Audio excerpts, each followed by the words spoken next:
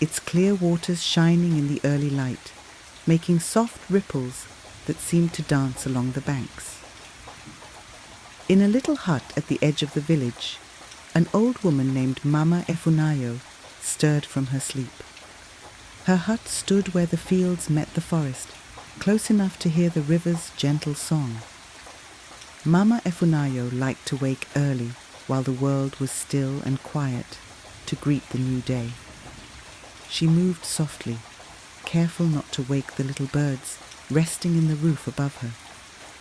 Stepping outside, she felt the cool earth under her feet as she walked to the river bank. The morning air was fresh, and she noticed the faint, sweet smell of wildflowers drifting on the breeze. She knelt by the river, dipping her hands into the clear, cool water, feeling the gentle flow slip between her fingers. To her, the river felt like an old friend, always steady, always kind. Closing her eyes, Mama Efunayo whispered a quiet prayer, a simple blessing she spoke each morning. "May today be filled with peace," she murmured, "for me, for the village, and for all who pass through." She prayed for the children, for the travelers who might visit, and even for the gentle spirits who were said to wander the land unseen. As she rose, Mama Efunayo noticed the village still wrapped in calmness. Soon, she knew, her neighbors would begin to wake up, the village slowly filling with the soft sounds of daily life, the clinking of pots, the laughter of children, and the hum of a song that someone would sing as they worked. With a quiet smile, Mama Efunayo turned and began to walk back to the village. The day had only just begun, but already her heart felt full. She knew that true peace lay not in grand events, but in these simple, small moments. The first light of dawn, the whisper of the river, and the gentle unfolding of a new day. As the sun climbed a little higher, the village of Ayorinde began to wake up, one gentle sound at a time. Birds hidden in the trees around the village started singing, their songs filling the morning air. Thin trails of smoke rose from the first cooking fires, curling into the fresh, cool sky. In the middle of the village, a young woman named Ayotunde was already at work. She knelt by the small garden next to her family's hut, carefully tending to the herbs and vegetables. Ayotunde moved slowly, touching each plant as if it were a friend.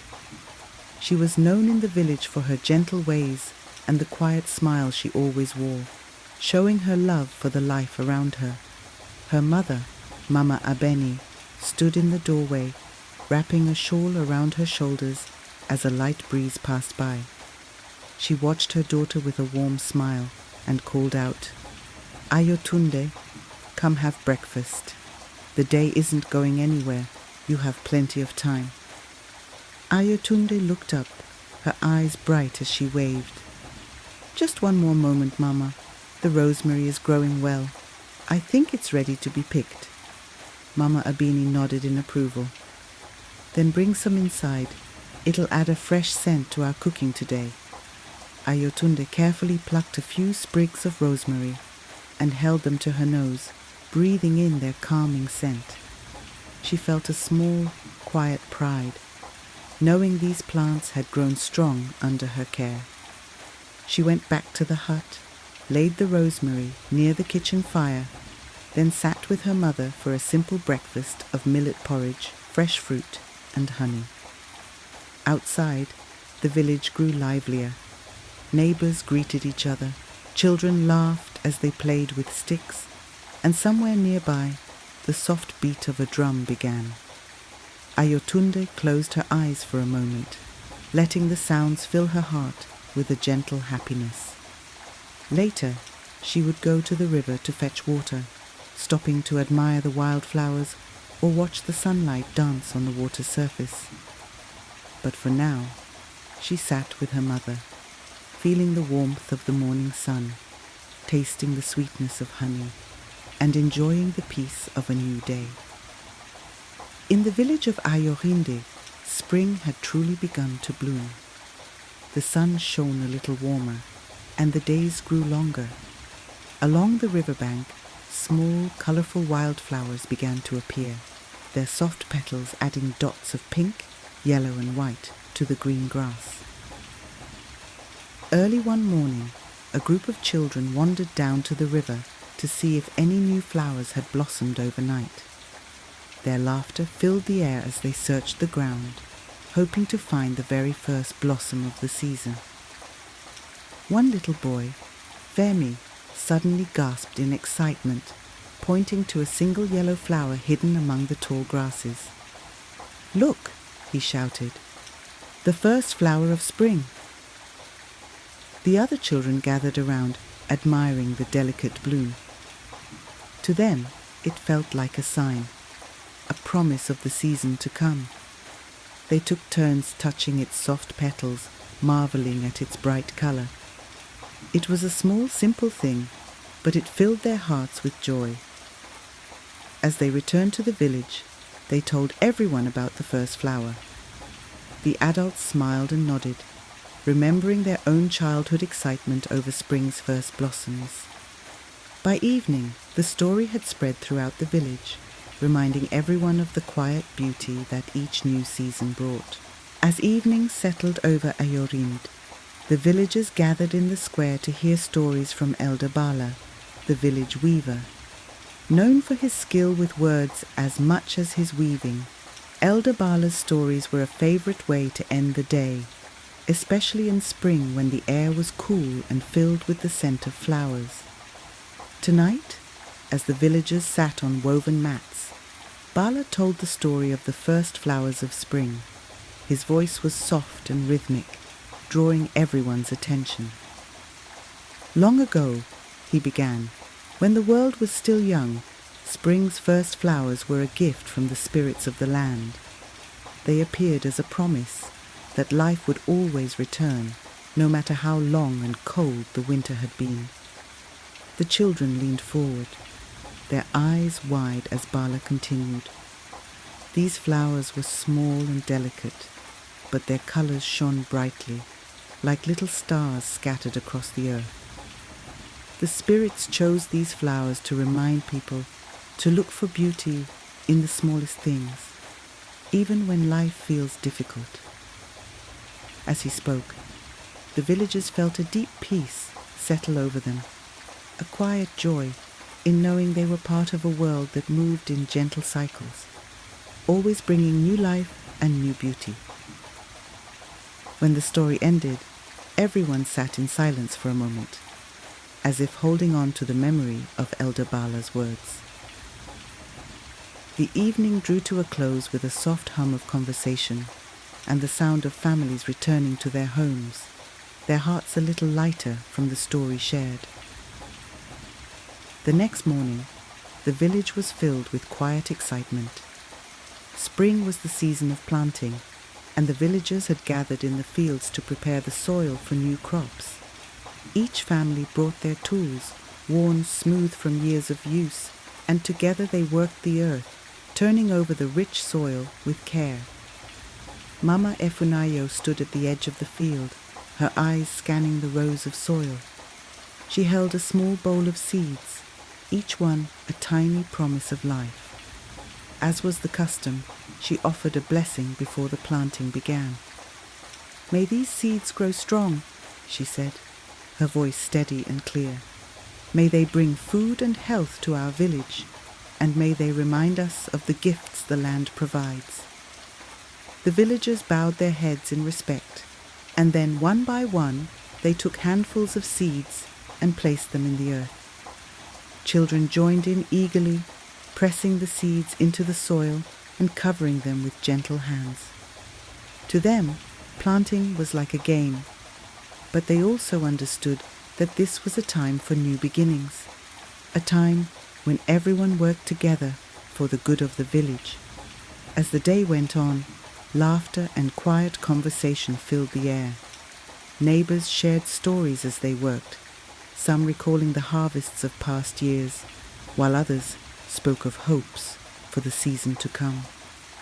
When the sun began to set, the villagers packed up their tools and stood for a moment, looking over the freshly planted fields.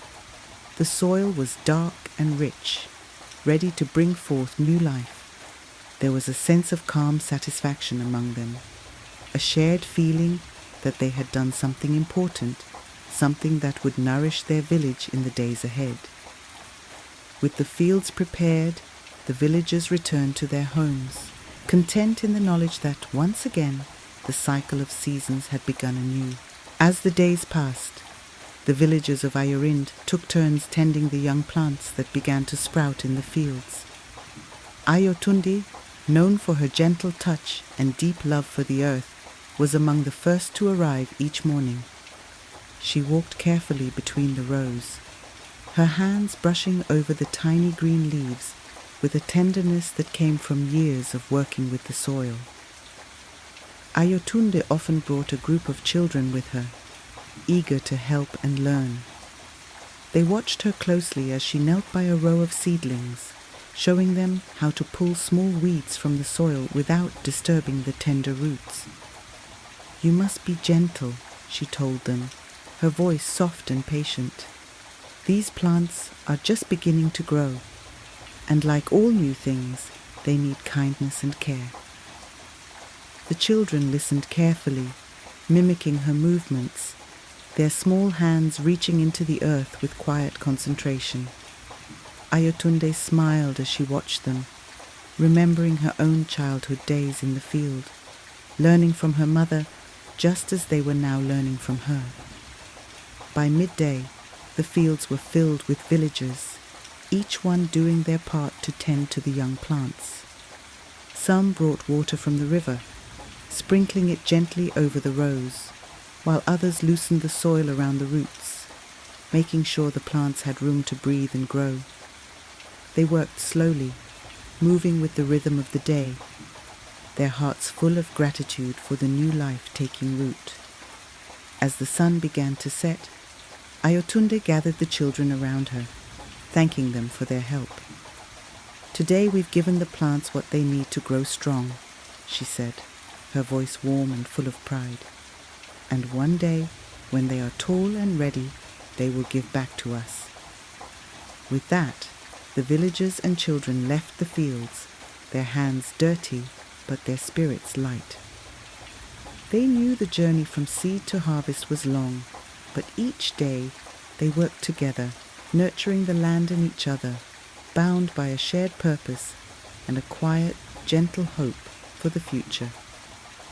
One warm afternoon, as the villagers of Ayorinde went about their daily tasks, a gentle breeze began to drift through the fields, carrying with it the cool scent of rain.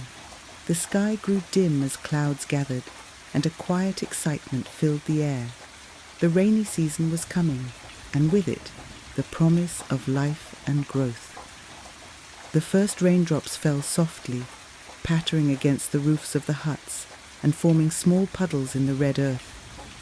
Children ran out into the open, laughing and spinning as the light drizzle turned into a gentle shower. Their feet danced over the ground, splashing in the puddles with joy. The older villagers watched from their doorways, smiling at the children's happiness, and some even joined them, feeling the refreshing coolness of the rain. The rain fell steadily, soaking the fields, the gardens and the riverbanks, nourishing the earth after the dry days of planting. The crops that the villagers had so carefully tended seemed to stretch up toward the sky, as if drinking deeply of the life-giving water. When the rain began to ease, the village was filled with a sense of peace. The air was fresh and clean, carrying the faint scent of wet earth and blossoming flowers. As the children returned indoors, dripping and laughing, they could feel the quiet blessing of the rain upon them. That night, the village slept soundly, comforted by the gentle rhythm of raindrops on their rooftops. With the arrival of the rainy season, the forest and fields around Ayorinde became lush and green, and herbs grew in abundance. Mama Efunayo, known for her wisdom and knowledge of plants, gathered these herbs daily, walking through the wet grass with a small woven basket in hand. One morning, Ayotunde joined Mama Efunayo on her walk, eager to learn more about the plants that grew around them.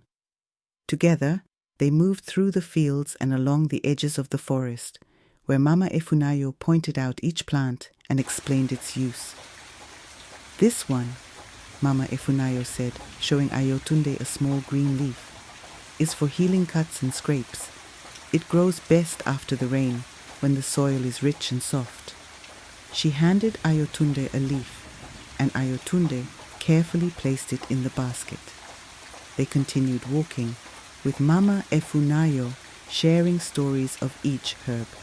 Some were for easing pain, some for helping sleep, and others for adding flavor to meals. Ayotunde listened closely, understanding that these plants were not only part of the land, but also a gift to the village, a reminder of the earth's quiet generosity. As they returned to the village, Ayotunde looked down at the basket filled with green leaves and small flowers. She felt a deep gratitude for the knowledge that Mama Efunayo had shared with her, and she knew that one day she too would teach others about the healing gifts of the earth.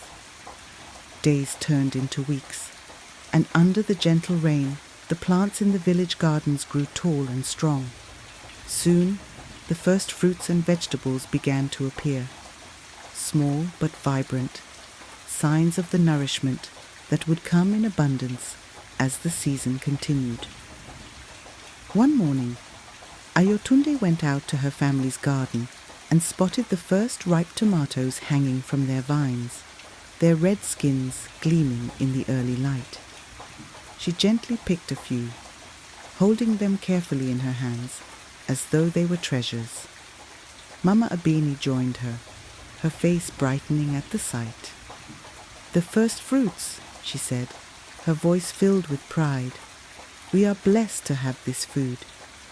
Ayotunde and her mother brought the tomatoes inside, laying them on the table as they prepared breakfast. The villagers knew that the first fruits of the garden were special, a gift from the earth that deserved to be shared.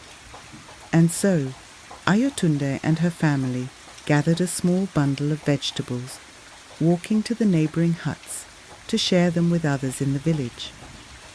The morning was filled with quiet laughter and thankful smiles as neighbors exchanged fruits and vegetables, each family contributing what they could from their own gardens. This simple act of sharing brought warmth and connection, a reminder that the gifts of the land were meant to be enjoyed together. That evening, as the village settled down for the night, there was a feeling of quiet satisfaction in the air. The gardens were beginning to bear fruit, and with each passing day, Ayorinde grew stronger and more connected, bound by the rhythms of the earth and the kindness they shared with each other. With summer fully upon Ayorinde, the river Omiran flowed strong and full, its waters glistening under the warm sunlight. The river was rich with fish, and each day the village fisherman, Baba Ola, set out with his nets and small boat to gather what he could. One morning, as he returned with a bountiful catch, villagers gathered around him to see what he had brought back. Baba Ola had a kind smile and a voice like the river itself, deep and steady. As he showed the fish to the children, he began to tell stories of the river's many gifts. "The river has watched over us for as long as I can remember," he said, his eyes twinkling. "It flows through the heart of our village, giving us water, food, and life. Each fish is a blessing, a reminder of all the river provides." The children listened, their eyes wide as they watched Baba Ola sort the fish with practiced hands. He explained the different types of fish, each with its own unique patterns and colors, and how the river's current guided them to this spot. As he finished his tale, Baba Ola gave each child a small fish to bring home, reminding them to always thank the river for its gifts. And so, with laughter and gratitude, they returned to their families, each carrying a piece of the river's abundance. With the approach of autumn, the fields of Ayorinde were filled with golden grains, ready to be gathered and stored for the coming months. The villagers prepared to harvest, each family bringing baskets and tools to the fields. Among them was Ayotunde, eager to learn the ways of storing grain, a tradition passed down for generations. As she worked alongside the elders, Mama Abeni showed her the careful process. "We gather only what we need," Mama Abeni explained, her voice soft but firm. "Then we store it in the old granary, keeping it safe and dry, so that it will nourish us through the year." Ayotunde listened closely, helping to bundle the grains, feeling a quiet pride in learning this important task. She felt connected to her ancestors, knowing that they too had once gathered and stored the harvest, just as she was doing now. The day was filled with the steady rhythm of work, a peaceful hum that carried through the fields as the villagers worked side by side. By evening, the baskets were full and the granary was stocked with grains, a symbol of the village's unity and hard work. Ayotunde looked at the stored grain with a feeling of accomplishment, knowing that she was part of something larger than herself, a cycle of life that sustained her village. The village of Ayorinde was alive with anticipation as the harvest feast approached. Mama Abeni, known for her skill in organizing village gatherings, had spent days planning the feast, inviting families to contribute their finest dishes and favorite songs to mark the occasion. On the morning of the feast, the villagers gathered around the communal fire, bringing bowls of cooked rice, roasted yams, and stews filled with vegetables and herbs. The air was fragrant with the rich scent of spices, and the sound of joyful voices filled the village square. Children ran back and forth, carrying dishes and decorations, helping to set up the tables and hang colorful clothes. Mama Abeni greeted each family with a warm smile, thanking them for their offerings and directing them to their places. As the feast began, the villagers joined hands and offered a quiet prayer of thanks. They felt gratitude not only for the food before them, but also for the land that had provided it, the river that had watered it, and the sun that had warmed it. The meal was filled with laughter, the clinking of bowls, and the gentle hum of songs, a celebration of abundance and togetherness. As the sun dipped below the horizon, the villagers gathered in the square for the harvest dance, a joyful tradition that marked the end of a season's hard work. Soft drums began to play, the gentle beat filling the air, and the villagers moved together, swaying and clapping in time with the music. Ayotunde joined the circle, her heart light as she danced with friends and family. The dance was simple, a rhythm that everyone knew, passed down from the elders and woven into the fabric of village life. Each step and clap seemed to echo the heartbeat of Ayorinde, a quiet, steady pulse that united them all. The children danced with laughter, their feet light as they twirled in circles, while the elders watched with smiles, their eyes filled with memories of harvest dances from years past. The stars began to appear overhead, and the village glowed with warmth, the people bound together by joy and gratitude.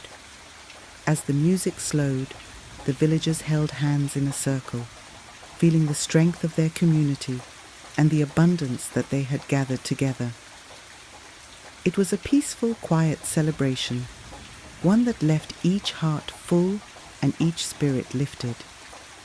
After the dance, the villagers gathered around the fire, settling in for a night of storytelling. Elder Bala took his place by the fire, his face lit by the soft glow as he began to share tales of harvests from long ago. "In the days of our ancestors," he began, his voice steady and warm. There were times when the harvest was lean and times when it was plentiful. Through every season, they worked together, helping each other through the hard times and celebrating together in times of plenty. He told stories of ancient harvests when the village came together in unity, sharing what little they had, ensuring that no one went hungry. The villagers listened closely, feeling the wisdom in his words, understanding that the cycles of life were woven into each harvest, times of abundance and times of challenge, each with its own lessons. As the fire crackled, others joined in, sharing memories of past harvests and expressing gratitude for the blessings of this year. The night grew late, but the stories and memories lingered, each one a thread in the tapestry of Ayorinde's history, binding the villagers together. The following morning, the villagers gathered by the river Omiran, the life-giving water that flowed through their village. This was a day of thanksgiving, a time to offer their gratitude to the river for nourishing the fields and providing for their needs.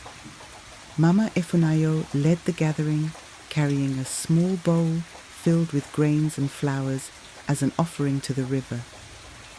She knelt by the riverbank, placing the bowl in the water, watching as it drifted downstream.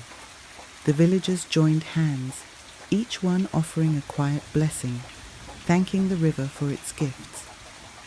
The river's gentle current carried the offering away, a symbol of the villagers' gratitude and respect. The children tossed handfuls of flower petals into the water, watching as they floated along, a bright trail of colors against the river's calm surface. As they watched the petals drift downstream, the villagers felt a deep sense of peace. The river, like the seasons, was part of the rhythm of life, a constant presence that reminded them of their connection to the land and to each other. When the Thanksgiving was complete, the villagers walked back to their homes, their hearts filled with gratitude for the river that had sustained them through another year. They knew that as long as the river flowed, life in Ayorinda would continue, and they would always have reason to give thanks. The rainy season has come to Ayorinda, and with it the gentle arrival of the first storm. One evening, dark clouds began to gather over the village, casting a cool shade across the fields and river. A soft rumble of thunder rolled in the distance, and the villagers looked to the sky, sensing that the rains would soon follow. As the first drops fell, families hurried inside, lighting small fires and gathering around for warmth. The rain started softly, a quiet pattering on the roofs and the earth outside, then grew steady and rhythmic.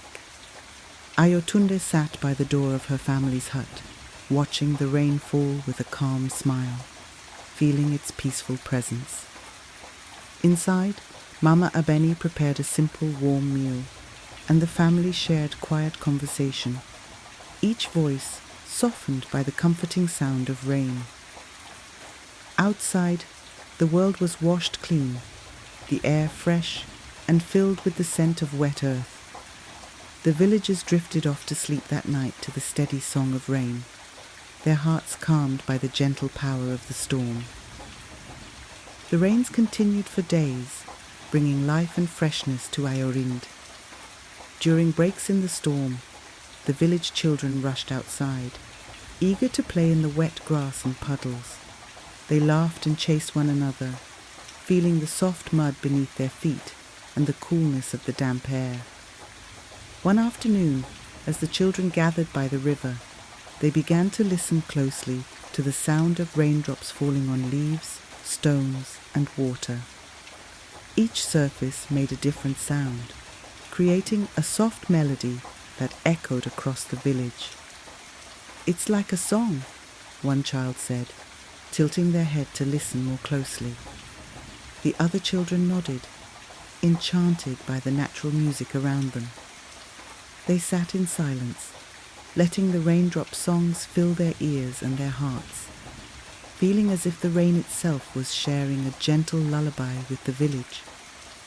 That evening, they shared stories of their experience, bringing smiles to the faces of the adults who remembered their own childhood days of listening to the rain.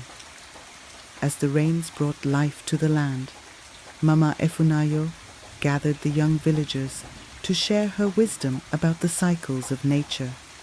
They sat in a circle around her, each one listening carefully as she spoke of the importance of patience and understanding the ways of the earth. Just as the rain falls in its own time, she said, her voice steady and gentle, so does everything else in life have its season.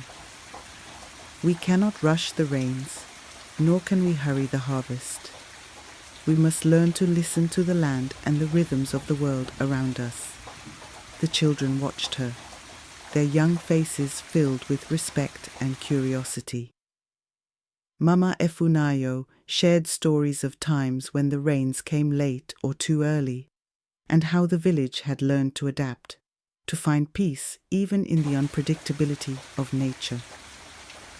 Her words lingered with them long after, a quiet reminder that life's true wisdom was found in patience and trust. They left her that day with a greater understanding of their place within the rhythms of the earth, carrying her lessons in their hearts. As the rains continued, the villagers noticed how the land responded with renewed life. The fields turned a deep green, and wildflowers blossomed by the river, brightening the landscape with colors of pink, yellow, and white. Trees grew lush, their branches heavy with fresh leaves, and the river, Omiran, flowed strong and full. The villagers took quiet walks along the river, admiring the transformation around them. Ayotunde spent mornings in the garden, watching her plants flourish in the rain, each leaf and stem growing taller and stronger with each passing day.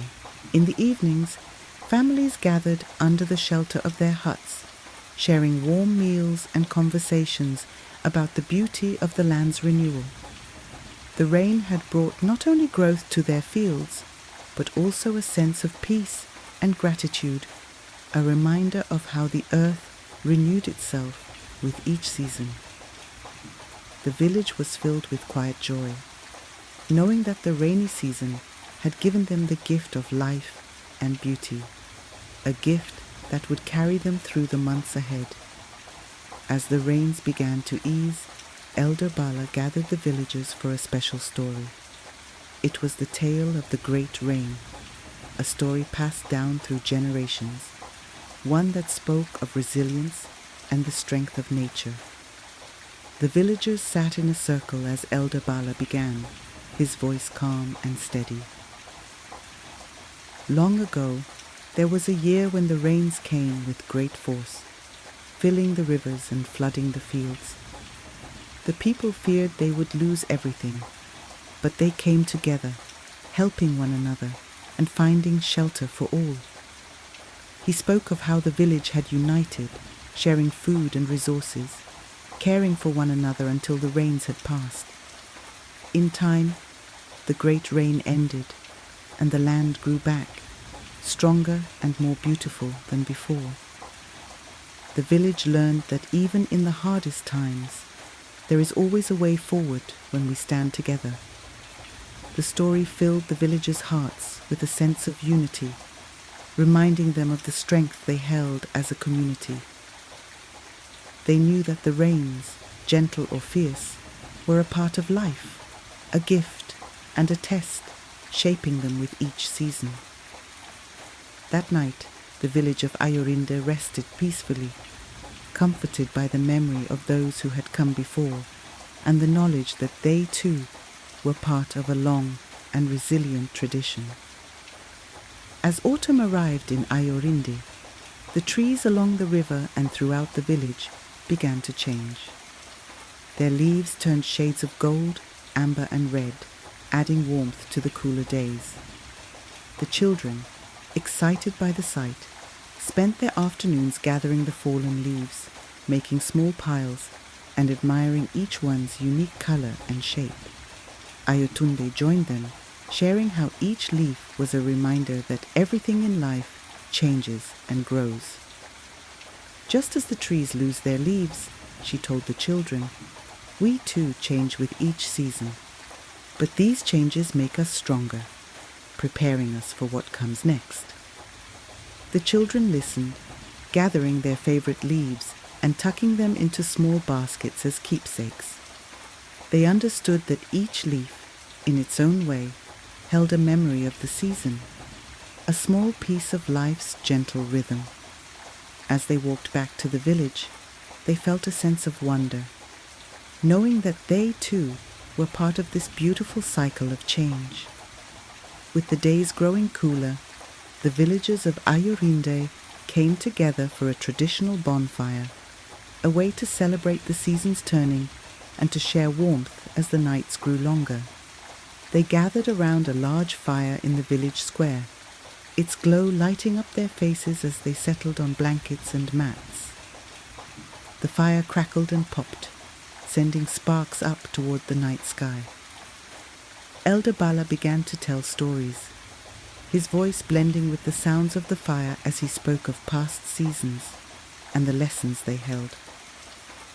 Families listened closely, their faces illuminated by the warm light, the stories a comforting reminder of their shared history. The evening was filled with laughter, songs, and quiet reflection, each person feeling the bond of community and the peace of the changing season. As the fire began to die down, the villagers wrapped themselves in shawls, feeling a deep sense of warmth from within, a warmth that would carry them through the cooler days ahead. One clear autumn night, the sky over Ayorinde was filled with stars, each one twinkling brightly against the dark backdrop. The villagers gathered outside their huts, marveling at the beauty above them, each star a tiny point of light, like a blessing from the heavens. Mama Efunayo led a small group to the riverbank, where they lay on blankets, gazing up at the sky. She spoke softly, reminding them of the cycles of nature and how, like the stars, each of them held a light within. The stars remind us, she said, that even in the darkest times there is beauty and hope always waiting to be seen. The villagers lay quietly, letting the night's beauty fill their hearts. They felt a sense of peace, knowing that they were connected not only to one another, but also to the vast starry sky. The night of 1,000 stars left them with a sense of wonder and gratitude, a reminder of the endless gifts of each season. As autumn deepened, the villagers began to prepare for the season of rest. Tools were mended, huts were cleaned, and food stores were checked to ensure they had all they needed for the coming months. Families gathered in the evenings, sharing stories and enjoying quiet moments together. Ayotunde spent her days helping Mama Abeni, organizing their home, and preparing warm blankets for the colder nights ahead. The village was calm, each person moving with purpose, but without hurry, knowing that this was a time to slow down and reflect. In the evenings, Ayotunde sat with her family, enjoying the simple pleasures of warm food, laughter, and companionship. The season of rest brought a gentle peace to Ayorinde, allowing each villager to reconnect with themselves and with one another, preparing their hearts for the renewal that would come in time. On the last evening of autumn, the villagers gathered one final time to listen to Mama Efunayo. She stood in the village square, her voice calm and filled with warmth as she shared her last words of wisdom for the season. Each season brings us gifts, she said, her eyes sweeping over the faces of the villagers. Spring teaches us hope. Summer fills us with joy. Autumn reminds us of change, and winter gives us rest. May we meet each season with open hearts, embracing its gifts and learning its lessons. The villagers listened closely, feeling the weight and beauty of her words. they understood that the wisdom of the seasons was a guide for their lives, teaching them to cherish each moment and to find peace in the natural rhythms of the world. As the night grew dark, the villagers returned to their homes, each carrying Mama Efunayo's words in their hearts. They felt ready for the quiet days of winter, knowing that with rest and reflection, they would be prepared for the new season when it arrived. In the village of Ayorinde, life continued, peaceful and steady, each season a new chapter in their timeless story. One evening, as the villagers of Ayorinde gathered under the stars, Elder Bala shared a story that had been passed down through generations. The children and young villagers listened closely, drawn in by the calm authority in his voice. "These trees by the river are no ordinary trees," he began, his voice soft but steady. "They are as old as the river itself and are said to hold the wisdom of the ages. They have watched over our village, growing and thriving in silence, and those who approach them with an open heart may hear their whispers." He paused, letting his words settle, then continued. "It is said that these whispers are the wisdom of nature, guiding those who seek answers to life's questions. But the trees do not speak to everyone. Only those who listen in true stillness and patience can hear their quiet voices." The villagers sat in quiet awe, each one imagining the ancient trees with their roots reaching deep into the earth and branches that touched the sky. They felt a sense of wonder and curiosity, knowing that these whispering trees held secrets as old as time itself. The story of the whispering trees stayed with Ayotunde long after that night.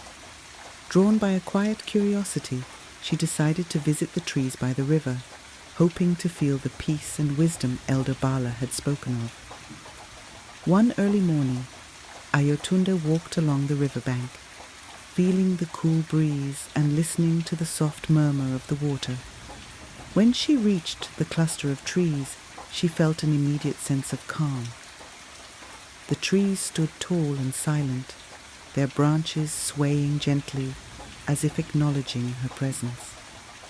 Ayotunde found a spot under one of the largest trees, sitting down and closing her eyes.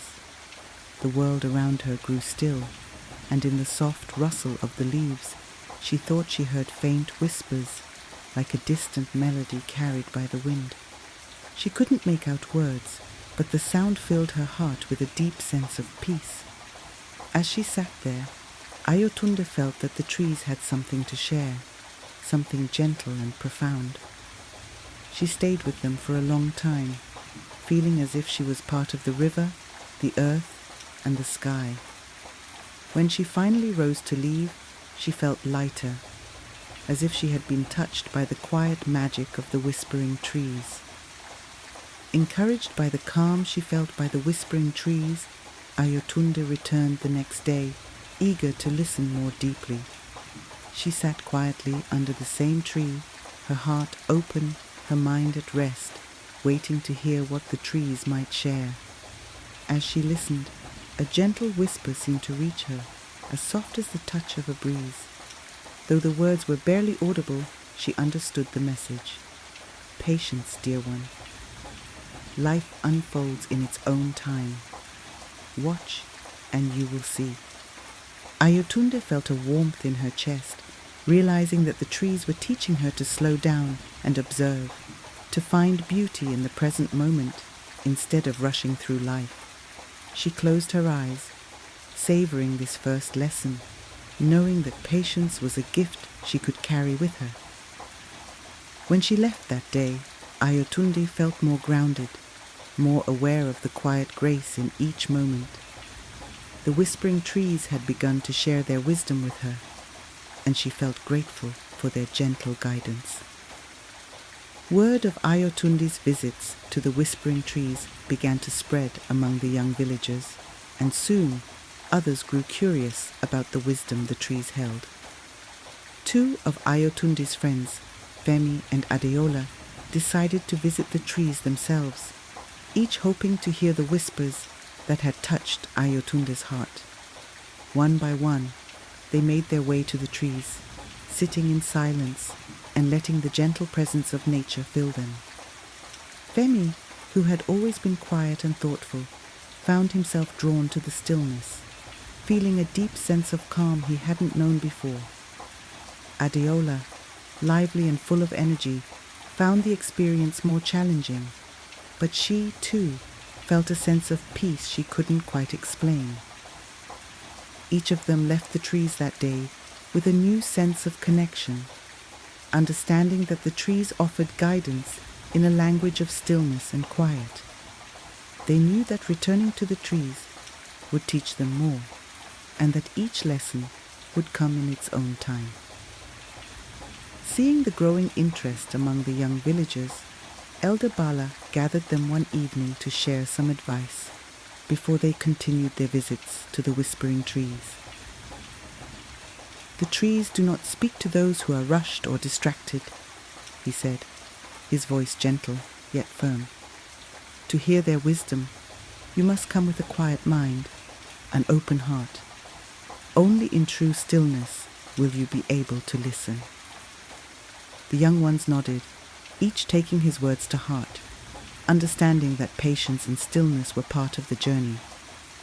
Ayotunde, Femi, and Adeola promised themselves to approach the trees with respect, prepared to sit in silence, to let go of their thoughts and simply listen.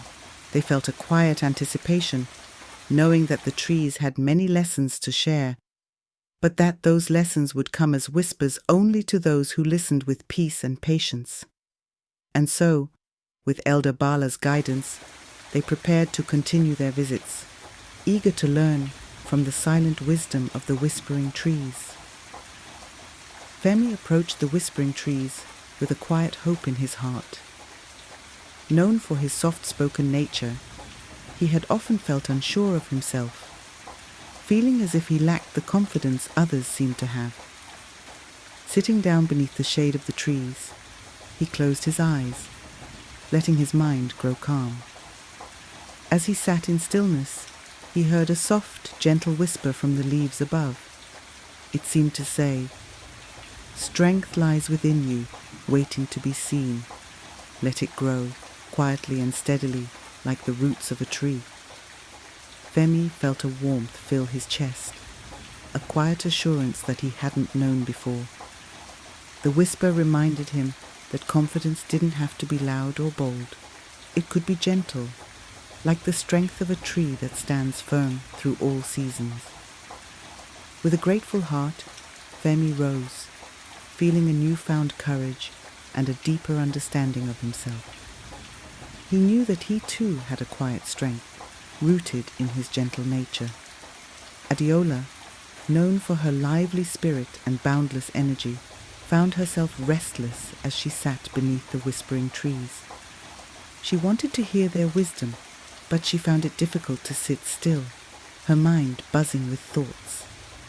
She took a deep breath, remembering Elder Bala's advice to approach the trees with a quiet mind. As she listened to the soft rustling of leaves, a gentle whisper reached her. "Slow down, child, and feel the world around you. Life is not a race. Each moment is a gift." The words settled over her like a soft blanket, calming her racing thoughts. She realized that in her rush to experience everything, she had often missed the beauty of the present moment. The trees were teaching her that there was a richness in each breath, each sound, and each sight, if only she took the time to notice. Adeola left the trees that day with a sense of peace, promising herself to practice patience, to savor each moment, and to learn to enjoy life's gentle rhythm. Feeling a longing in her heart, Ayotunde returned to the whispering trees one morning, seeking the comfort she had felt during her first visits. Sitting under the shade of the oldest tree, she closed her eyes and listened, letting the whispers wash over her like a familiar melody. The whispers seemed to tell her, "You are part of this village, this river, this earth. You belong. just as the trees belong to the land. The words filled Ayotunde with a deep sense of connection. She felt as if she were woven into the fabric of the village, part of the rhythm of life that moved through Ayorinde. The trees reminded her that she was never alone. Her life was intertwined with the lives of her friends, her family, and the very land they lived on. With a heart full of gratitude, Ayotunde rose and walked back to the village, feeling a renewed bond with her home and a sense of peace, knowing that she was part of something much larger than herself.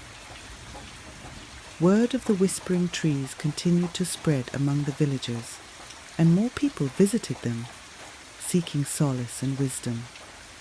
Each person who came felt the trees' peaceful presence, as if the trees themselves were inviting them to rest and let go of their worries. Those who sat by the trees often heard soft whispers of reassurance. Peace is found in balance. Trust in life's rhythm, and you will find rest.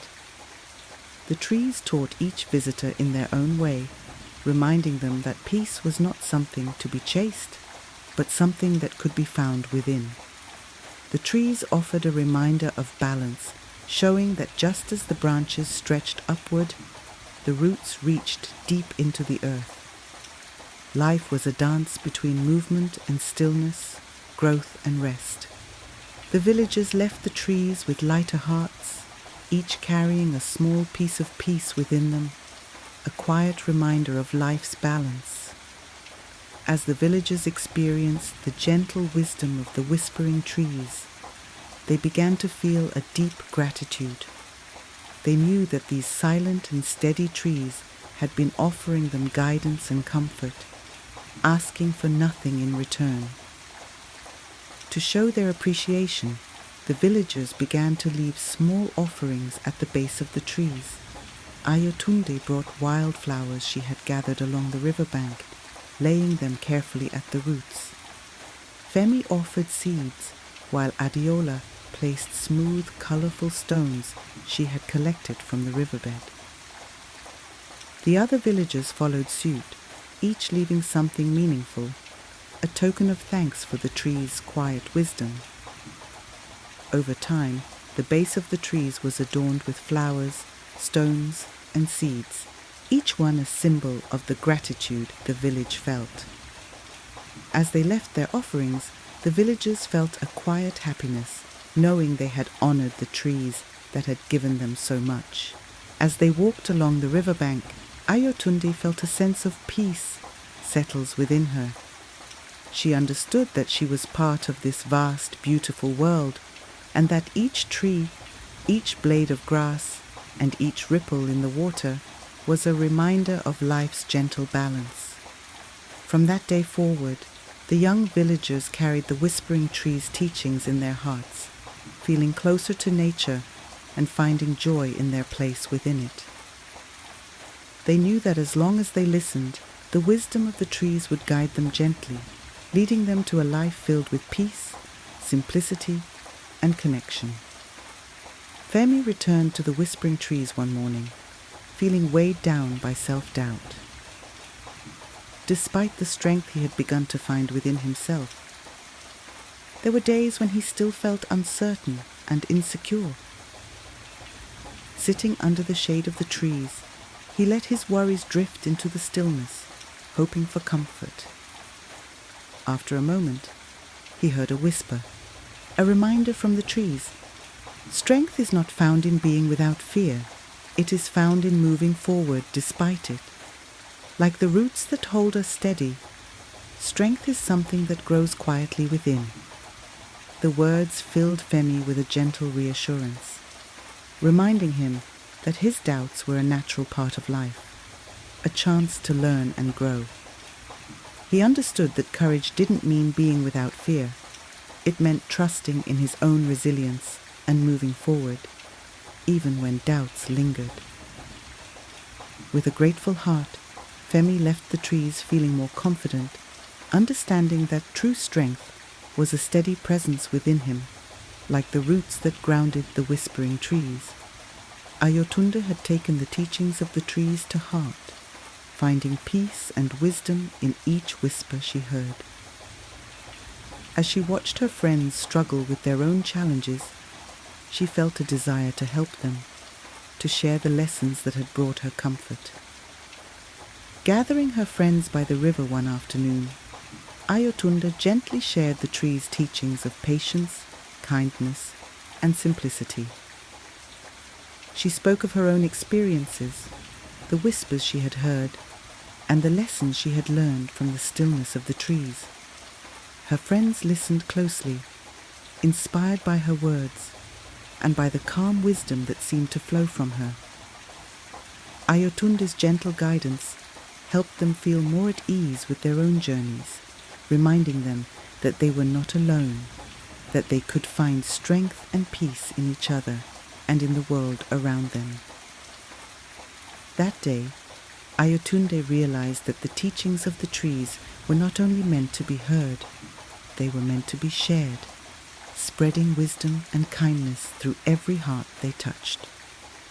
As the young villagers continued to visit the whispering trees, they began to notice that sometimes the guidance they received wasn't in words, but in the subtle sounds and feelings of nature.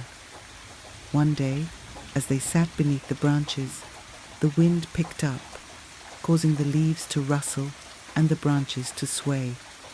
The rustling of the leaves felt like a message, a gentle reminder to trust in the unknown, to let life's challenges flow as freely as the wind. They felt a calm understanding, as if the trees were speaking to them, not through language, but through the simple movements of the earth. Femi touched the ground, feeling the solid presence of the earth beneath him, sensing that even in silence, the trees were guiding them. They learned that sometimes wisdom didn't come as words. It came as a feeling, a connection to the world around them. In this quiet lesson, they felt closer to nature, realizing that every part of the earth had something to teach if only they listened with open hearts. One afternoon, Ayotunde and her friends sat by the trees, discussing their recent experiences and challenges. Some of them shared stories of mistakes they had made, feeling a sense of regret. But as they sat in the peaceful shade, a gentle whisper reached them from the trees. Mistakes are seeds of growth. They teach, they shape, they help us become who we are meant to be. The words felt like a balm, a reminder that mistakes were not something to be feared or hidden. They were part of life's journey. The trees seemed to encourage them to forgive themselves, to view their missteps as lessons rather than failures. The young villagers left with lighter hearts, understanding that their mistakes were part of their story, a chance to learn and grow. They promised themselves to embrace life's imperfections, to approach each day with the courage to try again, knowing that growth often comes from the lessons learned along the way. As the evening light faded, the young villagers gathered by the whispering trees, each one feeling a deep sense of gratitude for the lessons they had learned. Under the starlit sky, they sat in a circle, sharing stories of what they had discovered through their time with the trees. One by one, they spoke of the patience, kindness, strength, and peace the trees had shown them, each voice filled with reflection and wonder. They shared laughter, gentle words, and moments of silence, letting their connection to each other grow deeper with each story. The trees stood tall and quiet around them, their branches stretching toward the stars, as if watching over the young villagers with a silent blessing. That night, the young ones felt a bond stronger than friendship, a bond woven by shared wisdom and a deep connection to the earth. As they left, they knew they would carry these lessons within them always, bound together by the gentle teachings of the whispering trees. And as they walked back to the village, each one felt a sense of peace, knowing that the trees would always be there, a quiet source of strength and guidance in the heart of Ayorinde. The young villagers of Ayorinde had grown used to the calm presence of the whispering trees. One morning, Ayotunde sat beneath the branches, expecting the usual soft murmurs. But instead of whispers, there was only silence, a deep, encompassing stillness that wrapped around her like a blanket. At first, Ayotunde felt unsettled, wondering if the trees had grown silent for a reason. But as she sat quietly, she began to notice the peace within the silence. The gentle hum of nature filled her senses, the soft breeze, the distant bird song, the quiet rhythm of the river. In that moment, she understood that silence was a gift, a space to breathe, reflect, and simply be. The trees were teaching her that peace could be found in stillness, in listening to the quiet between the sounds of life. She rose, carrying with her a newfound appreciation for silence and the calm it brought to her heart. Ayotunde had always wondered about her path in life, at times feeling uncertain about the future. One afternoon, she returned to the trees, seeking guidance on how to move forward with trust. As she sat, a gentle whisper reached her. Life is a journey, each season bringing its own gifts. Trust the path before you, as the river trusts its course, knowing it will reach the sea. The words settled into her heart, softening her worries. She understood that life's journey, with all its twists and turns, was like the river, flowing naturally, shaped by each season it passed through. She felt a quiet confidence within her, knowing that every step was part of a larger path, a journey of growth and discovery. With a grateful heart, Ayotunde left the trees that day, embracing the trust that each season would bring her closer to her purpose, carrying her forward in harmony with the world. One sunny afternoon, Femi and Adiola sat beneath the trees, reflecting on the challenges their friends and family sometimes faced. They both wished to help others more, but at times they felt unsure of what to do. As they listened, a soft whisper from the trees reached them. Kindness flows like the river, offering itself freely to all it touches. Be gentle with others, as the earth is gentle with its seeds. In compassion, you lift others and bring peace to your own heart. The words reminded them that compassion was as natural as the river's flow, an offering that brought strength to those who gave it and those who received it. They understood that kindness didn't have to be grand or showy.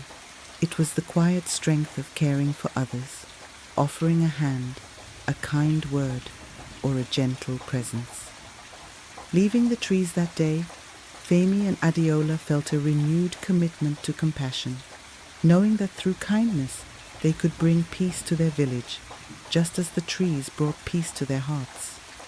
The young villagers had grown accustomed to the trees' whispers, learning lessons from each gentle word and rustling leaf. But one day, the trees shared a different message, one that encouraged them to look within. The whisper was soft, but each villager heard it clearly. Within you lies a voice as true as the wind, as steady as the earth. Listen to your own heart, for it will guide you as surely as the stars guide the night. The young ones sat in silence, each reflecting on the words. They understood that while the trees offered guidance, they too had wisdom within, an inner voice that held the truth of who they were. Ayotunde felt a quiet joy, realizing that she could trust her own heart to show her the way. As they left the trees that day, each young villager carried a sense of confidence, knowing they held their own wisdom within, a guiding light that would lead them forward, even in the unknown. The villagers of Ayorinde decided to honor the whispering trees, grateful for the gentle wisdom they had received. Together, they planned a small ceremony by the river, gathering flowers, seeds, and small tokens to leave as offerings at the roots of the ancient trees. On a peaceful evening, the villagers gathered under the trees, each person offering words of gratitude, sharing how the trees had touched their lives.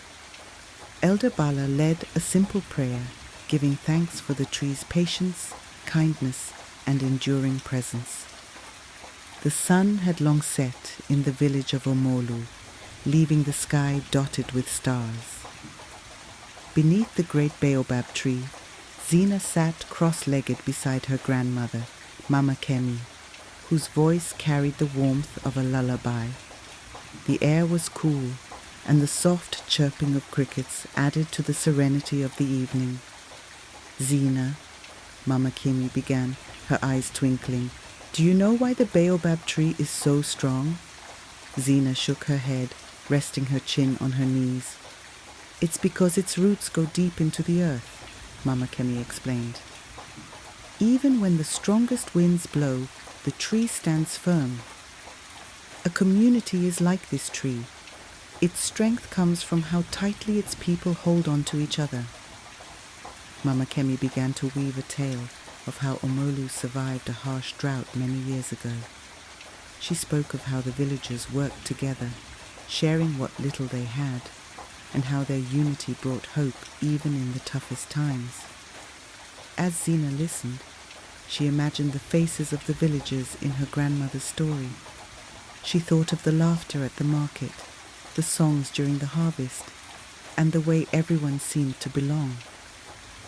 "When we help one another, we grow stronger," Mama Kemi said, brushing a strand of hair from Zina's face. "And you, my little one, have a role to play in keeping our roots strong." Zina smiled and leaned against her grandmother, her heart full of warmth. Above them, the baobab tree swayed gently, as though agreeing with Mama Kemi's words. The next morning, Zina wandered down a narrow path that led to the edge of the fields. The grass shimmered with dew, and the air was filled with the smell of earth and blooming flowers. She skipped along, humming a tune Mama Kemi had sung the night before. As she neared a small bush, she heard a faint chirping sound. Peering closer, Zina found a tiny sparrow lying on the ground, its wing bent awkwardly. "Oh no," Zina murmured, crouching down. "You're hurt." Carefully, she scooped the bird into her hands and carried it home. She placed it in a small basket lined with soft cloth and brought it water in a clay cup. For the next few days, Zina tended to the sparrow. She brought it crushed grains, spoke to it in soft tones, and watched as it slowly began to heal. One evening, as the sun painted the sky in hues of orange and pink, the sparrow began to sing. Its melody was sweet and soft, like a lullaby for the village. Zina closed her eyes and listened, letting the song fill her with peace. When the sparrow was strong enough to fly, Zina released it near the baobab tree. It fluttered onto a branch and chirped once, as though saying thank you, before soaring into the sky. Zina watched it go, her heart light. She had learned something important from the little bird. Sometimes, the best thing you can do is listen to the world around you. The days in Omolu were slow and steady, like the rhythm of a soft drum. Zina spent most mornings helping her family on their farm. At first, she found it tiresome, pulling weeds, watering the plants, and chasing away the goats that tried to nibble on the cassava leaves. One afternoon, as Zina knelt to dig small holes for planting yams, her father, Baba Tayo, knelt beside her. "Do you know what makes this work important, Zina?" he asked, handing her a tuber. Zina shrugged. "It just feels like hard work." Baba Tayo chuckled. "It may be hard, but it feeds us. Every little thing we do here, watering, weeding, planting, keeps our family strong." As the days passed, Zina began to see the beauty in their work. She noticed the way the soil felt cool under her hands, the way the plants reached toward the sun and the laughter that bubbled up when her little brother, Timi, tripped over a watering can. When the first yam shoots appeared, Zina felt proud of what they had accomplished together. She realized that even the smallest tasks, done with care, could make a big difference.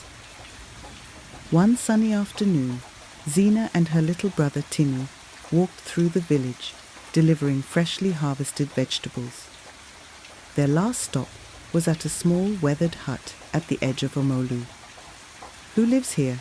Timi asked, clutching a basket of yams. "Mama Ya," Zina replied. "She doesn't come to the market often." When they reached the door, Zina knocked gently. After a long pause, the door creaked open and an old woman with a scarf tied around her head peered out. "Who's there?" Mama Ya's voice was sharp but curious. "It's Zina and Timi," Zina said with a smile, holding out the basket. "We brought you some yams from our farm." Mama Ya's eyes softened as she accepted the basket. "Thank you, my children. Come in." Inside, the room was filled with an earthy scent. Bundles of dried leaves and flowers hung from the ceiling, and clay jars lined the shelves. Zina's eyes widened as she took in the sight. "These are my healing plants," Mama Ya explained. "I use them to make medicines for the village." As Zina helped Timi set the yams on a small wooden table, Mama Ya began to tell a story. "Many years ago, this village faced a terrible sickness," she said, her voice steady. "The people were scared, but my mother taught me to use the plants around us. With their help, we saved many lives." Zina listened intently, fascinated by Mama Ya's knowledge. "Can you teach me about the plants?" she asked eagerly. Mama Ya nodded. "If you're willing to learn, I will teach you. But remember, healing is not just about plants. It's about patience and care." Over the next few days, Zina visited Mama Ya after her chores. Together, they walked through the fields and forests around Omolu. Mama Ya showed her how to identify leaves with jagged edges that soothed fevers, and flowers that could calm a cough. "This is not just knowledge," Mama Ya said one day as they plucked wild ginger roots. "It is a gift from nature, and it must be used wisely." Zina nodded, carefully placing the roots in a basket. She felt a growing respect for the plants and the care it took to understand them. One afternoon, Zina noticed that Mama Ya's hut looked worn and lonely. She decided to do something special. With the help of Timi and their mother, Zina gathered flowers from the field and made a colorful garland. When they brought it to Mama Ya, her face lit up. "What a lovely gift," she said, her voice soft. "Thank you, Zina. You've brought life to this old hut." Zina beamed, feeling the warmth of Mama Ya's gratitude. One day, Mama Ya handed Zina a small clay jar filled with a green paste. "Take this to your friend Kemi," she said. "Her mother told me she has been coughing." Zina ran to Kemi's house and gave her the jar. The next morning, Kemi's mother visited Mama Ya with tears in her eyes. "The medicine worked," she said. "Thank you for helping us." Zina felt a sense of pride and purpose. She realized that the knowledge Mama Ya had shared was not just about plants. It was about caring for others. The Omolu market buzzed with life. Vendors called out to customers, and the air was filled with the scent of roasted groundnuts and fresh oranges. Zina was there with her mother, Mama Bisi, helping sell baskets of cassava and yams. As Zina carried a basket of produce, a boy about her age ran past her, bumping into her shoulder. The basket slipped from her hands, spilling the yams onto the ground. "Hey!" Zina shouted, as the boy turned to look back. His face showed guilt for a moment, but then he ran off, disappearing into the crowd. Mama Bisi helped Zina pick up the yams. "Don't be upset, Zina," she said gently. Sometimes people act in haste without thinking. But Zina couldn't help feeling angry. He didn't even stop to say sorry. Later that week, Zina was walking home when she spotted the same boy sitting by the riverbank. He was skipping stones across the water, his shoulders slouched. Zina hesitated but walked closer. "Hey, you're the one who knocked over my basket at the market," she said, crossing her arms. The boy looked up, startled. I didn't mean to," he stammered. "I was in a hurry. My sister was sick and I needed to get medicine." Zina's anger softened. "Why didn't you just say that?" He looked down, ashamed. "I didn't think you'd listen." The boy introduced himself as Kunle, and the two talked by the riverbank. Zina learned that Kunle's family was struggling. His father had passed away, and his mother was working hard to care for him and his younger sister Sade. Feeling a pang of guilt, Zina decided to help. She told Kunle about Mama Ya's healing plants and offered to bring some medicine for Sade. The next day, Zina brought a small jar of syrup from Mama Ya to Kunle's house. His mother was overwhelmed with gratitude. A week later, Zina was back at the market with her mother. As she arranged the cassava, she noticed Kunle approaching. He was holding a small woven bag. "I made this for you," Kunle said, handing her the bag. "I'm sorry for knocking over your yams." Zina opened the bag and found a beautifully carved wooden spoon inside. "Thank you, Kunle," she said, smiling. "I forgive you." Kunle's face lit up. "Thanks, Zina. And if you ever need help, just let me know." From that day on, Zina and Kunle became friends. They often walked home together after the market and shared stories about their families. Zina realized that forgiving Kunle had not only eased her heart, but also created a bond she hadn't expected. One evening, as Zina recounted the story to Mama Kemi, her grandmother smiled. "Forgiveness is like the rain, Zina," she said. "It washes away anger and makes room for new growth."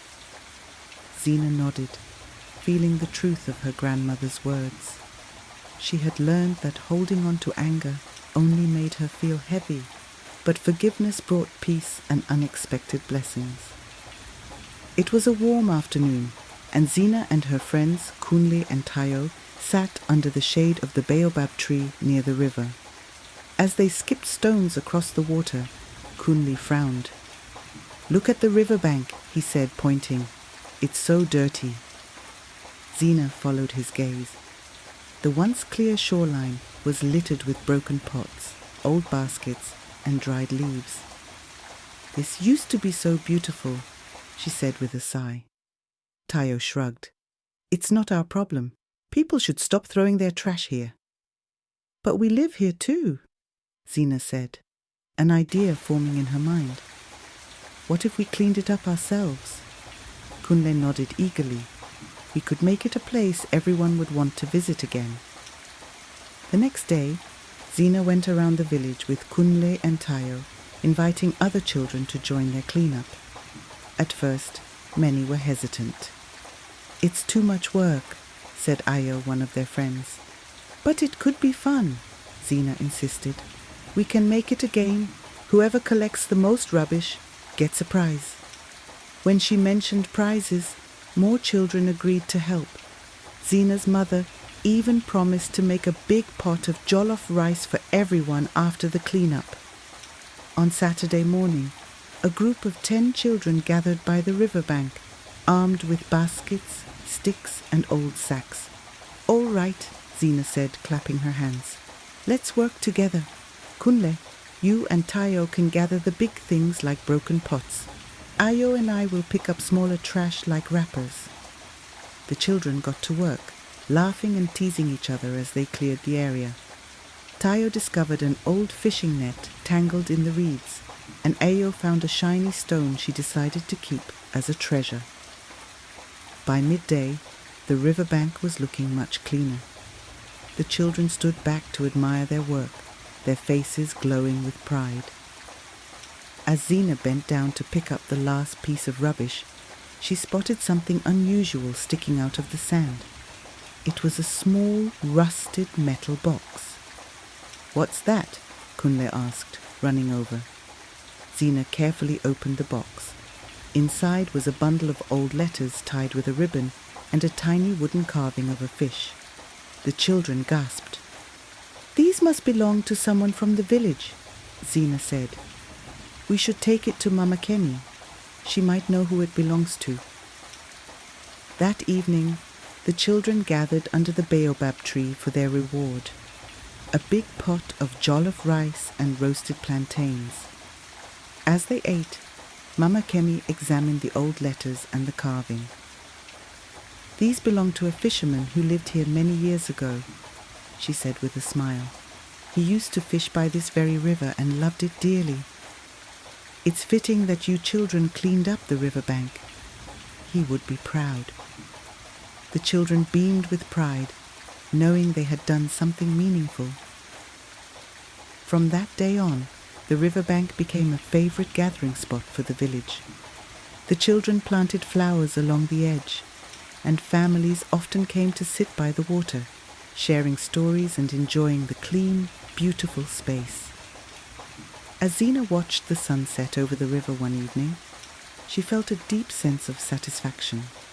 She realized that even small actions could bring big changes, especially when done together. It began one quiet morning in Omolu. Babatunde, one of the villagers, rushed into the square looking worried. "My goats have gone missing," he announced, his voice trembling. Mama Grace, who was buying yams, gasped. "How many?" "3," Babatunde replied. "Gone without a trace?" Over the next few days, more villagers reported missing animals. Chickens, goats, even a small cow. The villagers were baffled. "Who would take our animals?" they whispered. Zina listened to the grown-ups talk, her curiosity piqued. "What if we find out who is behind this?" she suggested to Kunle and Tayo. "You mean solve the mystery?" Kunle asked, excited. "Yes," Zina said, her eyes gleaming. "We can help the village." The trio decided to start their investigation at Babatunde's farm. They walked through the fields, looking for anything unusual. "Over here!" Tayo shouted, pointing at some trampled grass near the goat pen. Zina knelt down to examine the area. "These look like footprints," she said, tracing the shape with her finger. "But they're too big for a goat." Kunle scratched his head. "Could it be a wild animal?" Zina frowned. "Maybe. But why would a wild animal take the goats without leaving behind any other signs?" They followed the footprints until they reached the edge of the forest, where the trail disappeared. That evening, Zina, Kunle, and Tayo convinced Babatunde to let them stake out the goat pen. They hid behind a pile of hay, armed with a lantern and a stick. Hours passed, and the night grew colder. Kunle yawned, but Zina stayed alert. Suddenly they heard a rustling sound near the pen. "Did you hear that?" Tayo whispered, gripping his stick tightly. They peered through the darkness and saw a shadowy figure moving near the goats. "Someone's there," Zina whispered urgently. Kunle raised the lantern, and the light revealed a young boy holding a goat. The boy froze, his eyes wide with fear. "Please don't hurt me," he cried, dropping the goat. "Who are you?" Zina asked, stepping forward. "My name is Chidi," the boy said, his voice trembling. "I wasn't stealing. I needed food for my family." Chidi explained that his family had fallen on hard times. With no money and no crops, he had taken the animals to feed his younger siblings. Kunle frowned. "You should have asked for help instead of stealing." Chidi hung his head. "I was too ashamed." The next morning, Zina and her friends brought Chidi to the village elders. Chidi confessed everything, his voice shaking as he apologized. Mama Grace stepped forward. "It's not right to steal, but it's also not right for a family to go hungry," she said. The elders agreed to forgive Chidi on the condition that he help care for the animals he had taken. The villagers also decided to come together and provide food for Chidi's family until they could get back on their feet. Zina felt proud as she watched the villagers work together to solve the problem. Later that evening, Mama Kemi patted her shoulder. "You did well, Zina. Sometimes solving a mystery isn't about punishment, it's about understanding and finding a way forward." Zina smiled, feeling a deep sense of fulfillment. She realized that kindness and community were just as important as solving the mystery itself. It started as a regular day in Omolu, but Zina noticed something unusual. Her friend Nadi, who was always cheerful and full of jokes, sat quietly under the mango tree staring at the ground. "Nadi, are you okay?" Zina asked, sitting beside him. He shrugged and avoided her gaze. "I'm fine," he mumbled. But Zina could see he wasn't fine. She remembered Mama Kemi's advice. Sometimes people need time to open up. Be patient. A few days later, Zina found Nadi helping his mother at the village well. As he carried a pot of water, he stumbled and the pot fell, shattering into pieces. "I can't do anything right!" Nadi exclaimed, his voice shaking with frustration. He stormed off, leaving the broken pot behind. Zina followed him to the edge of the field. "Nadi, talk to me," she said gently. After a long silence, Nadi finally spoke. "My father hasn't been able to find work. We don't have enough money, and I feel useless. I can't help my family." Zina's heart ached for her friend. "You're not useless, Nadi," she said firmly. "Let's find a way to make things better." That evening, Zina shared Nadi's struggles with Kunle and Tayo. Together, they came up with an idea. "What if we help Nadi's family sell something at the market?" Kunle suggested. "But what?" Tayo asked. Zina smiled. "Nadi's mother makes the best akara in the village. Maybe we can help her sell it." The next day, they visited Nadi's house and explained the plan. At first, Nadi was reluctant. "What if it doesn't work?" he asked. "It will," Zina said confidently. "We just need to try." With the help of their families, Zina and her friends set up a small stand at the market. Nadi's mother fried fresh, golden akara, while the children called out to customers. "Come and try the best akara in Omolu," Kunle shouted, waving a basket. At first people were hesitant, but soon the delicious smell drew a crowd. Customers lined up, and by the end of the day, Nadi's family had sold every piece. "Thank you," Nadi's mother said, her eyes shining with gratitude. "You've given us hope." Nadi smiled for the first time in days. "I didn't think this would work," he admitted to Zina. "You just needed a little help," Zina said, nudging him playfully. Over the next few weeks, the akara stand became a regular feature at the market. Inadi worked alongside his mother, and his confidence grew with each passing day. One evening, as Zina and her friends sat under the baobab tree, Nadi looked at her and said, "Thank you, Zina. You believed in me when I didn't believe in myself." Zina smiled. "That's what friends are for." As the stars twinkled above, Zina felt a deep sense of joy. She realized that helping others didn't always mean solving their problems. It meant standing by them and believing in their strength. One bright morning, the village bell rang, drawing everyone to the square. Chief Aid stood before the crowd, a wide smile on his face. "Villagers of Omolu, the harvest season is near, and it is time for our annual festival," he announced. Cheers erupted from the crowd. The festival was a cherished tradition, with music, dances, and a feast to celebrate the community's hard work. Zina's heart swelled with excitement. "This is going to be amazing," she told her friends. The next day, the villagers gathered to assign festival tasks.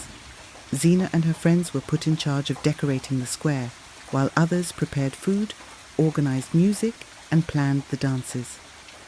"Let's make this the most beautiful festival Omolu has ever seen," Kunle said, his eyes shining. Zina nodded. "We'll need flowers, palm fronds, and bright cloth to hang around the square." Everyone was eager to begin, but as the preparations started, disagreements arose. At the riverbank, Zina and Ayo collected flowers for the decorations. Ayo suggested using mostly white flowers, while Zina thought the decorations needed more color. "We should use the flowers that match the palm fronds," Ayo argued. "But the festival should feel vibrant and joyful," Zina replied. The two glared at each other, neither willing to back down. Kunle stepped in. "Why don't we use both? A mix of white flowers and colorful ones will look beautiful." Zina and Ayo exchanged sheepish smiles. "All right," Zina said. "Let's do it your way. And mine." Meanwhile, the musicians couldn't agree on which song to perform for the opening dance. "We should play the drumming song. It's traditional," said Kofi, the lead drummer. "But the flute song is livelier and will make people want to dance," argued Bayo, the flutist. Zina overheard the argument while passing by and decided to intervene. "Why don't you combine both?" she suggested. "Start with the drumming song and end with the flute song." The musicians looked at each other and nodded. "That could work," Kofi admitted. As the festival day drew closer, the decorations began to come together. Zina and her friends hung palm fronds and colorful flowers around the square. They used bright cloth to create streamers that swayed in the wind. "It's looking so beautiful," Tayo exclaimed, stepping back to admire their work. The villagers who passed by smiled and praised the children's efforts. Zina felt a sense of pride and excitement for the big day. Part of the festival included a cooking contest, and Mama Grace decided to participate. She invited Zina to help her prepare her famous jollof rice. "Cooking for a contest is not just about taste," Mama Grace said. "It's about presentation and creativity." Zina suggested adding slices of roasted plantain to decorate the dish. On the day of the contest, their dish stood out, and Mama Grace won second place. "You have an eye for detail, Zina," Mama Grace said with a wink. The night before the festival, the dancers gathered to rehearse.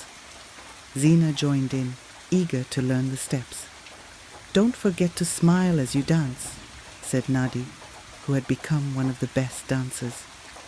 "It's all about the energy you bring." As they practiced, laughter filled the square. Even the elders watched with delight, clapping along to the music. The day of the festival dawned bright and clear. The square was buzzing with activity as villagers dressed in their best clothes and gathered to celebrate. When Chief Aid gave the opening speech, the musicians began to play and the dancers took their places. Zina's heart pounded as she stepped onto the stage, but as the music filled the air, she lost herself in the rhythm. After the performances, everyone gathered for the feast. Long tables were filled with jollof rice, roasted yams, akara, and steaming bowls of pepper soup. Kunle, Tayo, and Nadi sat with Zina, laughing and sharing stories as they ate. "This is the best festival yet," Kunle said, grinning. "It's because everyone worked together," Zina replied, feeling proud of what they had accomplished.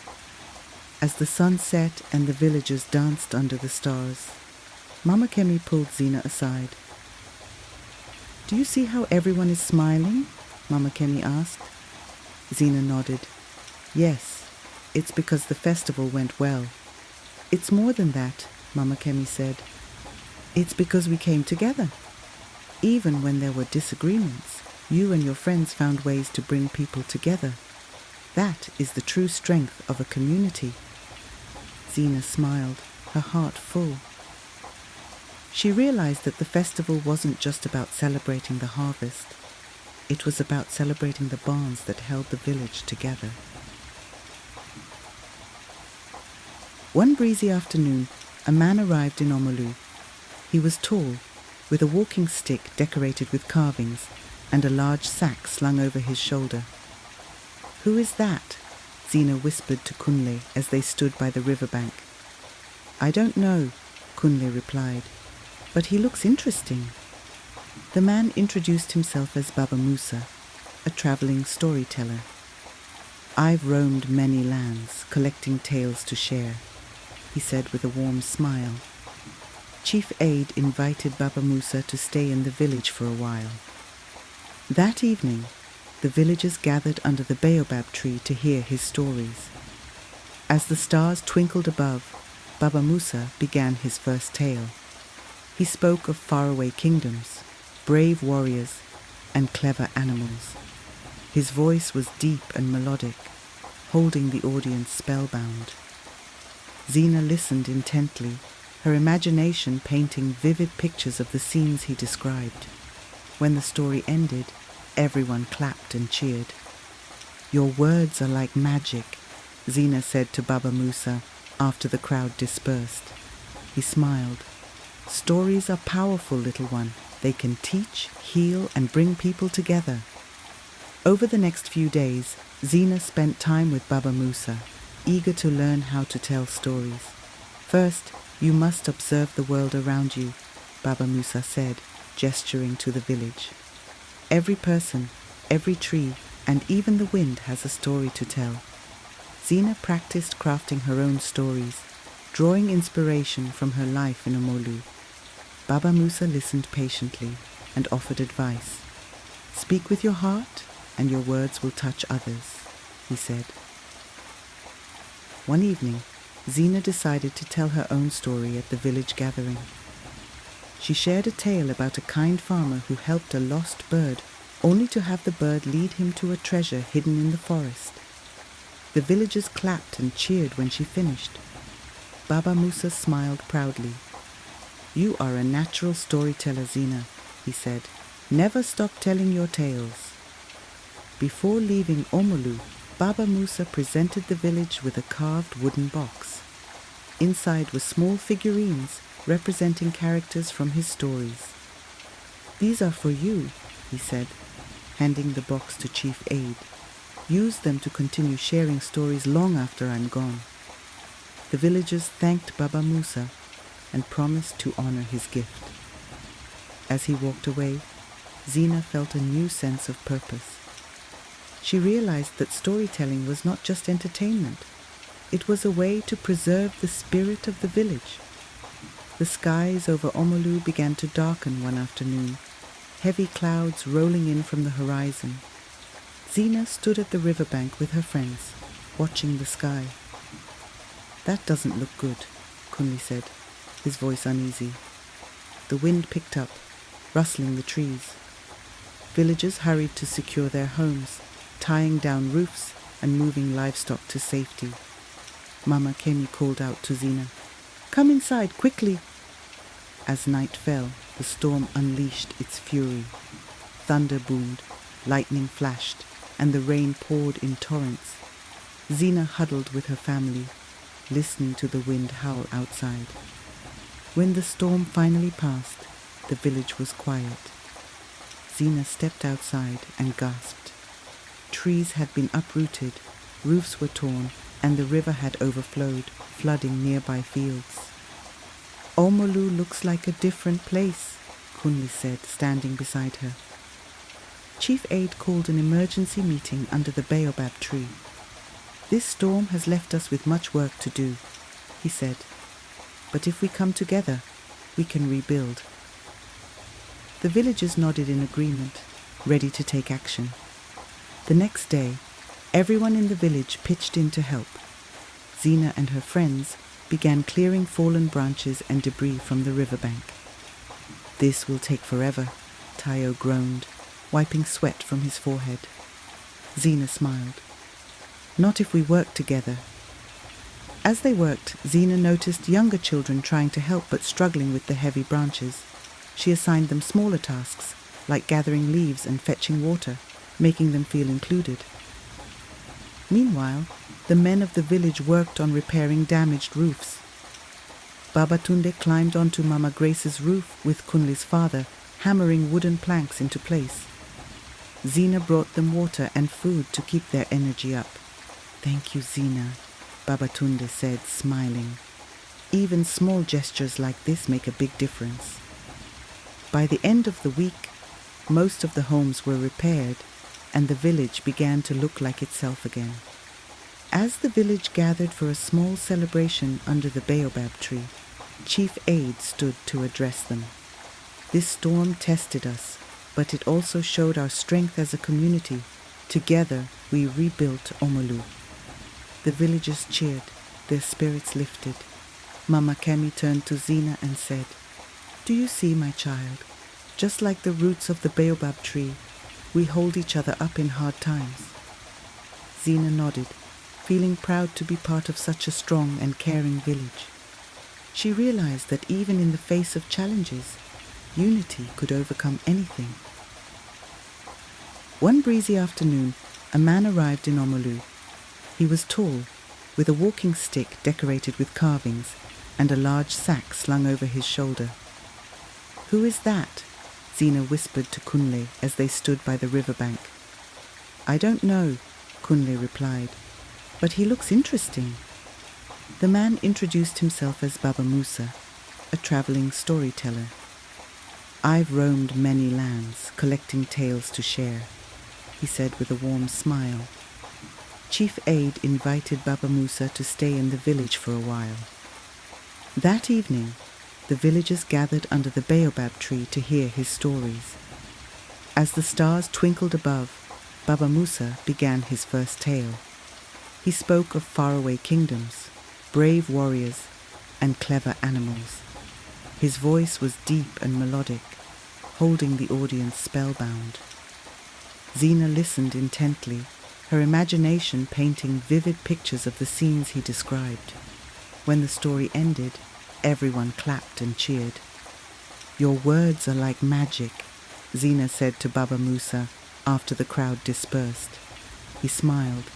"Stories are powerful, little one. They can teach, heal, and bring people together." Over the next few days, Zina spent time with Baba Musa, eager to learn how to tell stories. "First, you must observe the world around you," Baba Musa said, gesturing to the village. "Every person, every tree, and even the wind has a story to tell." Zina practiced crafting her own stories, drawing inspiration from her life in Omolu. Baba Musa listened patiently and offered advice. "Speak with your heart, and your words will touch others," he said. One evening, Zina decided to tell her own story at the village gathering. She shared a tale about a kind farmer who helped a lost bird, only to have the bird lead him to a treasure hidden in the forest. The villagers clapped and cheered when she finished. Baba Musa smiled proudly. "You are a natural storyteller, Zina," he said. "Never stop telling your tales." Before leaving Omolu, Baba Musa presented the village with a carved wooden box. Inside were small figurines representing characters from his stories.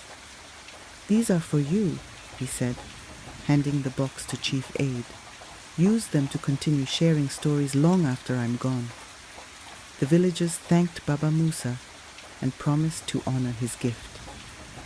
As he walked away, Zina felt a new sense of purpose. She realized that storytelling was not just entertainment. It was a way to preserve the spirit of the village. The skies over Omolu began to darken one afternoon, heavy clouds rolling in from the horizon. Zina stood at the riverbank with her friends, watching the sky. "That doesn't look good," Kunli said, his voice uneasy. The wind picked up, rustling the trees. Villagers hurried to secure their homes, tying down roofs and moving livestock to safety. Mama Kemi called out to Zina, "Come inside, quickly!" As night fell, the storm unleashed its fury. Thunder boomed, lightning flashed, and the rain poured in torrents.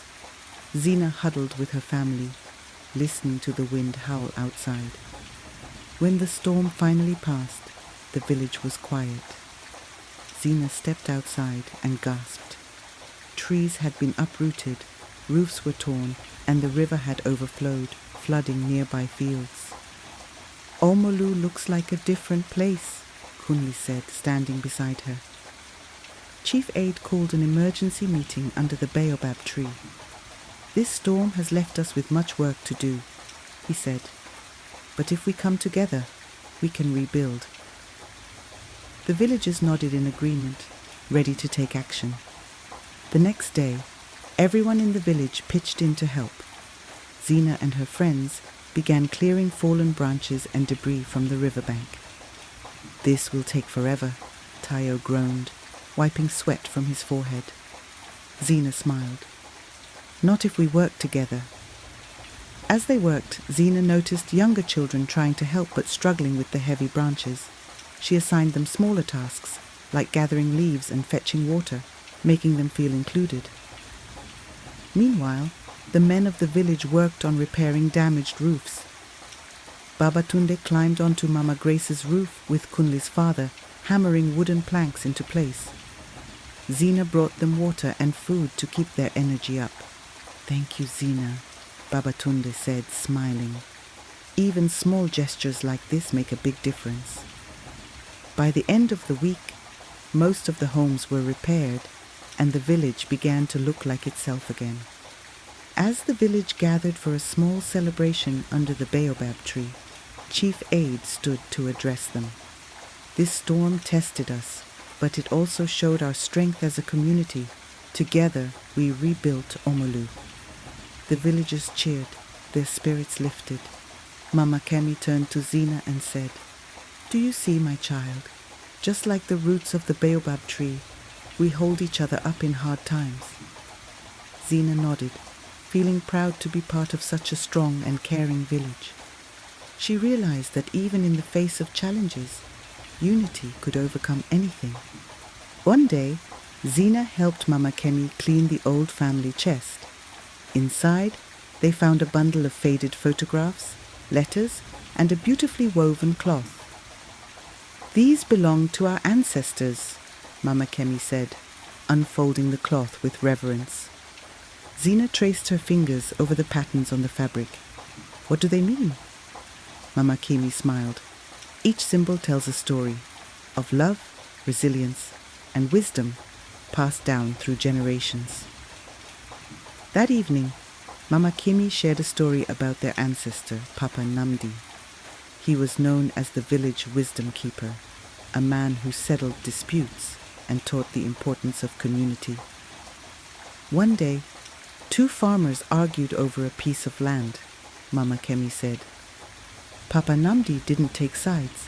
Instead, he listened to both men and found a way for them to share the land equally. Zina marveled at how simple acts of fairness could create harmony. The next story was about Mama Aduk, a skilled healer. Mama Kemi described how she walked miles to gather plants and roots to help the sick. She believed that healing was not just about curing the body, but also about comforting the soul, Mama Kemi explained. Zina felt a deep connection to Mama Aduk's legacy. "I want to be like her," she said. "You already are," Mama Kemi replied, her voice warm with pride. Mama Kemi told Zina about another ancestor, Auntie Ife, who fought to protect the village's farmland from being destroyed by greedy traders. "She stood tall like the baobab tree," Mama Kemi said. "She taught us to honor the land, for it gives us life." Zina realized that caring for Omolu's fields and riverbank wasn't just a chore. It was a way to continue Auntie Ife's work. One afternoon, Zina found an old journal hidden in the chest. Inside were handwritten tales of Omolu's history. "Mama, who wrote this?" Zina asked, her voice filled with wonder. "It was your great-grandfather, Papa Oho," Mama Kemi said. He believed stories could keep our family connected, no matter how much time passed. Zina spent hours reading the journal, feeling closer to her ancestors with each page. Inspired by the journal, Zina suggested creating a storytelling circle for the village. "We can share our family stories so they're never forgotten," she said. The villagers gathered under the baobab tree, each person contributing a tale. Mama Kemi shared stories of bravery, while Zina recounted the lessons she had learned from Mama Ya, Kunle, and the river cleanup. To honor their ancestors, Zina and the villagers planted a new tree beside the baobab. "This tree will grow with our stories," Chief Aide said during the ceremony. As Zina placed a handful of soil at its roots, she whispered, "May you stand as strong as those who came before us." The children of Omolu began visiting Zina, eager to hear her stories. She taught them what she had learned about kindness, forgiveness, and community. "You're like a little wisdom keeper," Mama Kimi said one evening, smiling proudly. Zina beamed. She knew her ancestors would be proud of her efforts to carry their legacy forward. One night, Zina and Mama Kemi sat under the baobab tree, the village quiet and peaceful. "You've grown so much, Zina," Mama Kemi said. "You've shown wisdom beyond your years." "Only because of everything you've taught me," Zina replied. As the stars sparkled above, Zina felt a deep sense of belonging, not just to her family, but to the generations who had come before her. That night, as Zina drifted off to sleep, she dreamed of a vast golden field. In the distance, she saw a circle of figures standing beneath a giant baobab tree, their faces glowing with warmth. "Who are they?" Zina asked, stepping closer. A gentle voice answered from within her heart. "We are your ancestors, Zina. You carry our stories, and through you, we live on." One by one, the figures spoke words of encouragement. "Stay kind. Be strong. Never stop learning." Zina felt their love surround her like a warm blanket. She realized that their wisdom was a part of her, guiding her every step. When she awoke, the memory of the dream lingered. She whispered to herself, "I will carry your light forward." Before bedtime, Zina stood at her window, looking out at the village she loved so much. She whispered a silent promise to her ancestors. "I will keep your stories alive and honor the lessons you've passed down." Mama Kemi tucked her into bed, brushing a strand of hair from her face. "Good night, my little storyteller," she said. "May your dreams carry the wisdom of the past and the hope of tomorrow." Zina closed her eyes, the baobab tree's whispers and her ancestors' memories filling her heart with peace. Good night, dear listener. As you lay your head to rest, may your heart be as calm as a still river, and may the stars above remind you that you are never alone. Until we meet again under the storytelling tree, good night and sleep peacefully.